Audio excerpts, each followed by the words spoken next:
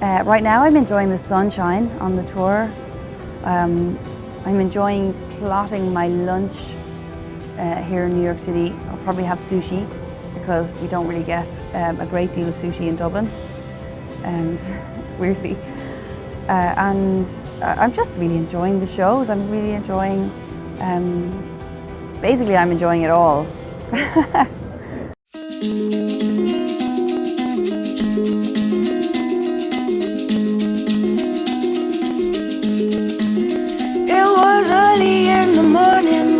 Sitting on the stoop, I wheeled away a starling, and I thought that I would too. Oh, for all I knew. When I was 18, I met a singer-songwriter from Dublin called Damien Rice, and we started singing together, and we made a record together and put it out, having no money at all, and it did really well. It was mad. It did really well for him, and we ended up touring loads. So I did that for many years, like 8 years. And then after that I went and I've made 2 of my own records. This new record, Passenger, I wrote most of it when I was on the road for my first record, CISO. So a lot of the songs are kind of about transience and being on the move and being away from home and the sort of nostalgia that goes with that. And all of the record is kind of about that and the stuff that you take with you wherever you go.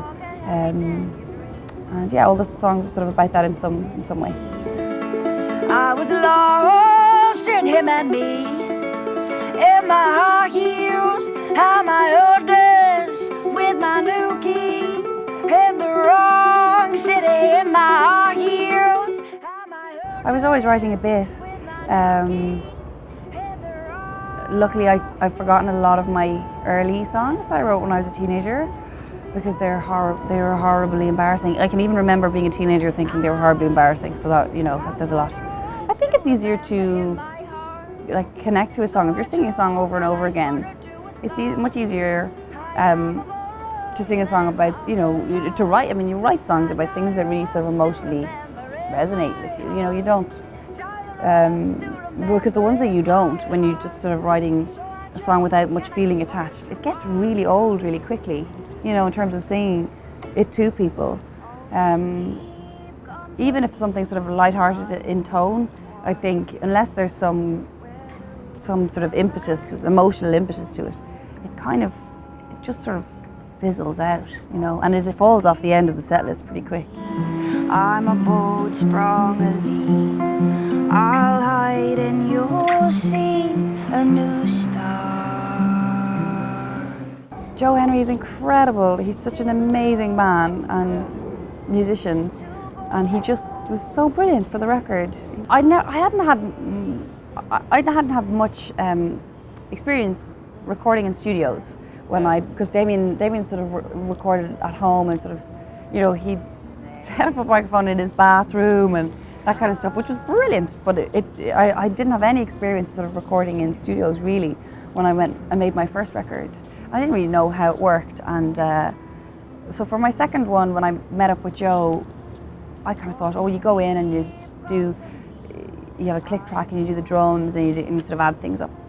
And the way Joe records is that I knew something was up when I said, so, I blocked off these 2 weeks, and he said, 3 days. And so we kind of, we bashed it out to a week, and we only had, 7 days of recording. And because the way he records is he does it all live, so everyone's sitting in the room together, and we all know the song, we all know how to play it. Not so well that we're bored of it, but we know kind of what bits go where. We know what the right notes are in the right order, and then he just records it all live, and it's all about getting this one performance.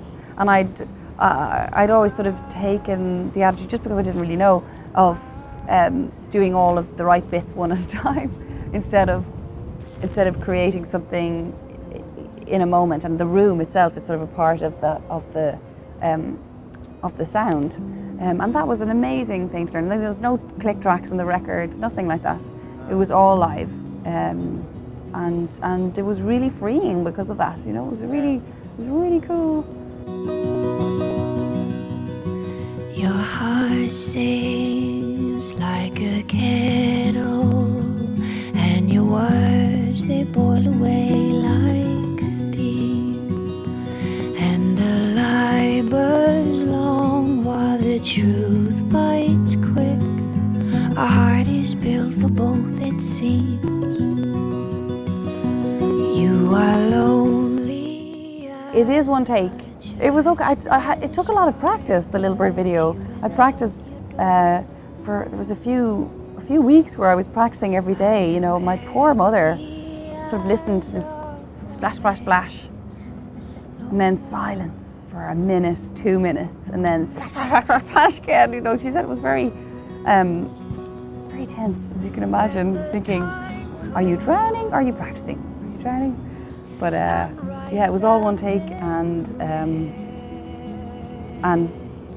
it was great. It's my favorite video that I've made. Definitely the Little Bird one. Yeah, it's my favorite thing I've done. I meant what I said.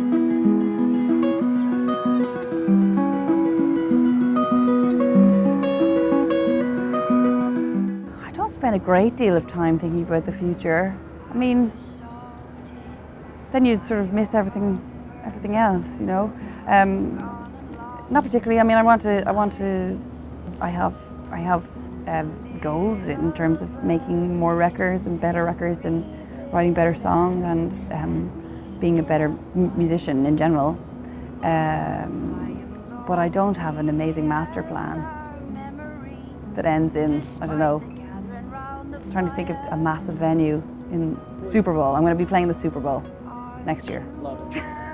Halftime. That's fantastic.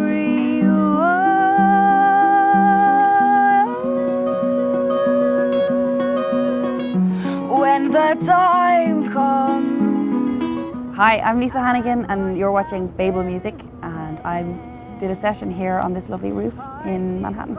You've done, but for once I meant what I